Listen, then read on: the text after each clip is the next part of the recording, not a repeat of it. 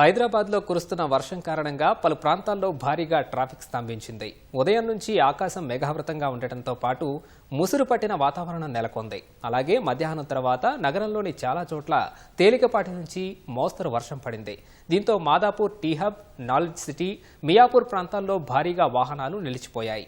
Miyapur, Alvin colony నుంచి బొల్లారం చౌరస్తా వరకు సుమారు కిలోమీటర్ మేర వాహనాలు నిలిచిపోయాయి. మరోవైపు హైటెక్ సిటీ ఫ్లైఓవర్పై ఓ వాహనం బ్రేక్డౌన్ కావడంతో రాకపోకలు స్తంభించాయి. ఈ వాహనదారులు తీవ్ర ఇబ్బందులు పడ్డారు.